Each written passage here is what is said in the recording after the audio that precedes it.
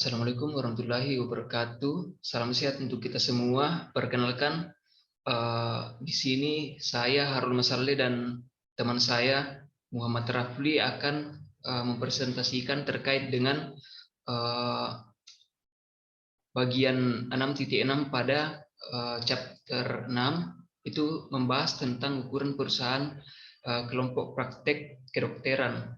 Nah, di sini kami berdua akan membahas terkait hal tersebut. Ya, silahkan di next slide.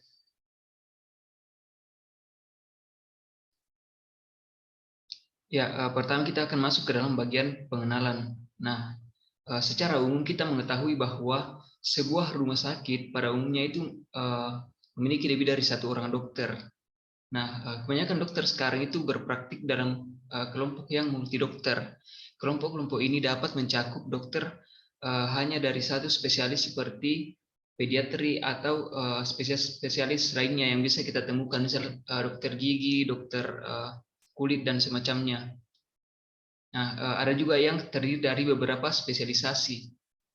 Nah, sejauh mana pengembangan tersebut diinginkan tergantung pada skala ekonomi dan skala ruang lingkup praktik daripada dunia medis tersebut.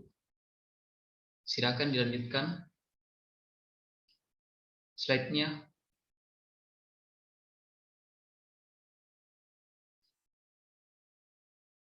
Nah, di sini kita menuliskan bahwasannya salah satu cara di mana kelompok kelompok pada akhirnya dapat menghadapi peningkatan biaya, penurunan skala hasil atau disekonomi skala, itu muncul melalui masalah koordinasi, pengendalian biaya dan pengetahuan upaya kerja yang pada gilirannya tergantung pada bagaimana dokter dibayar dalam kelompok.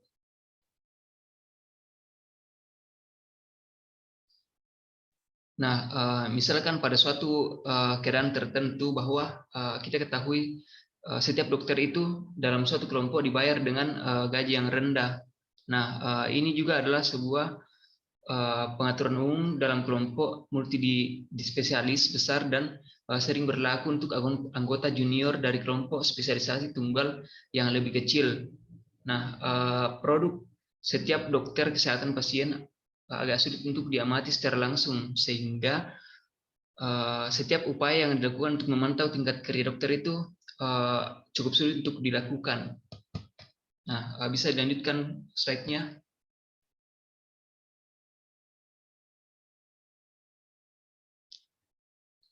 Ya, baik. Jadi di sini ada pertanyaan yang cukup penting, yang menjadi pertanyaan kunci adalah bagaimana rencana pembayaran mempengaruhi upaya kerja para dokter. Jadi bagaimana proses pembayaran tersebut bisa mempengaruhi upaya kerja daripada setiap dokter atau kualitas kerja daripada setiap dokter tersebut. Nah, itu akan dijelaskan di slide selanjutnya. Silakan.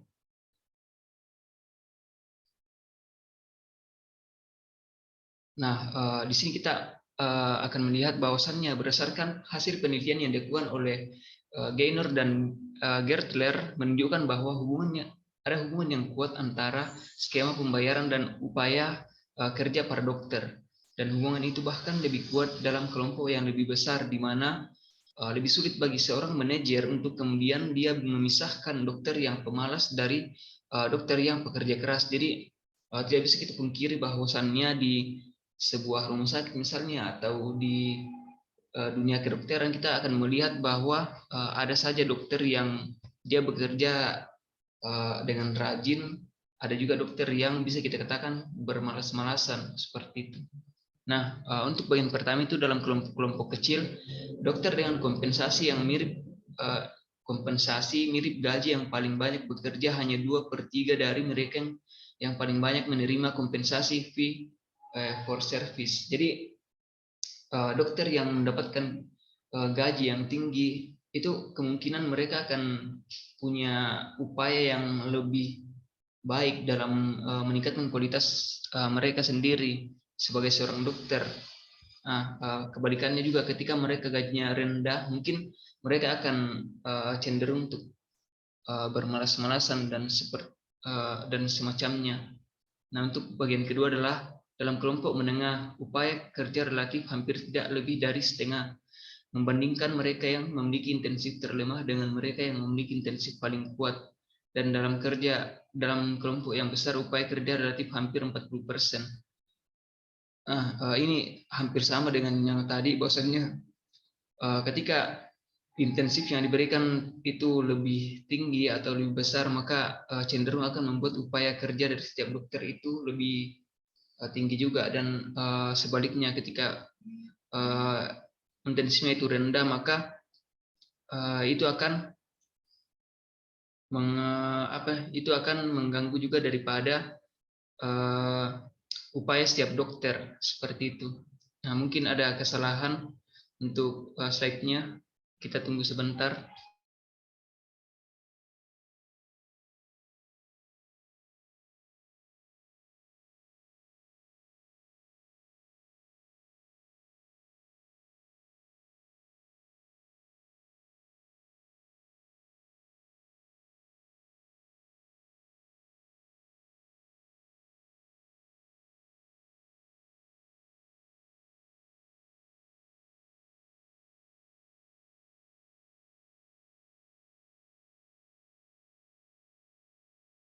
Ya, baik. Jadi kita lanjutkan. Silakan untuk next slide-nya.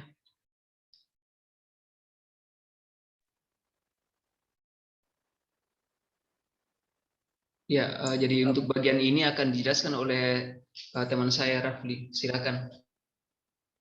Baik, di sini saya akan melanjutkan pemaparan materi dari pemateri sebelumnya, itu Saudara Harul Masaleh, di mana studi ini menunjukkan bahwa tidak hanya insentif gaji saja yang bisa memengaruhi upaya kerja, tetapi juga besarnya respon dokter terhadap perubahan insentif pembayaran bisa sangat besar, di mana bukti lain tentang peran insentif dalam upaya kerja dokter muncul dengan membandingkan tingkat kunjungan pasien yang dihasilkan oleh dokter praktik swasta atau fee for service. Dan dalam rencana pembayaran fee for service ini atau Asosiasi Praktik Independen atau IPA, di mana tarif untuk mereka yang menerima gaji langsung dalam pengaturan HMO atau model staff. Nah, perlu juga kita pahami bahwa para dokter HMO ini di mana model staff akan menerima gaji tahunan.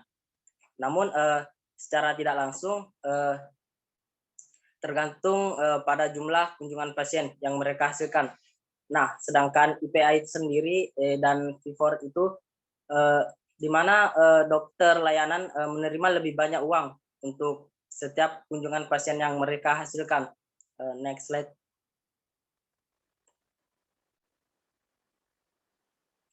Nah, adapun beberapa masalah yang muncul dalam praktek dunia kedokteran adalah yang pertama itu di mana sulit untuk mengamati setiap dokter yang ada secara teliti. Tidak dapat dipungkiri bahwa ada saja dokter buruk yang tetap eksis untuk waktu yang lama, di mana sebelum keburukan tersebut menjadi terlihat jelas. Nah, yang kedua itu sulit untuk mendeteksi kualitas setiap dokter yang ada.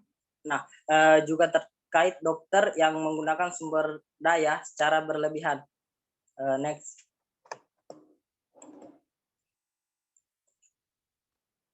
Nah, masalah-masalah ini di mana pada akhirnya akan menyebabkan peningkatan biaya karena ukuran perusahaan dokter yang meningkat, dan pada akhirnya membatasi skala optimal perusahaan.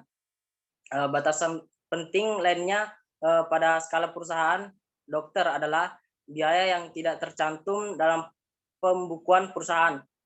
Misalnya itu waktu perjalanan pasien, di mana skala disekonomis tertentu tidak secara langsung terlihat dari akuntansi biaya dokter karena pasien menyediakan perjalanan mereka sendiri ke kantor dokter. Nah, namun pengaturan yang sama layak secara teknis akan membuat dokter menyediakan transportasi untuk setiap pasien, di mana dalam hal ini biaya perluasan skala kantor dokter akan segera terlihat. Next.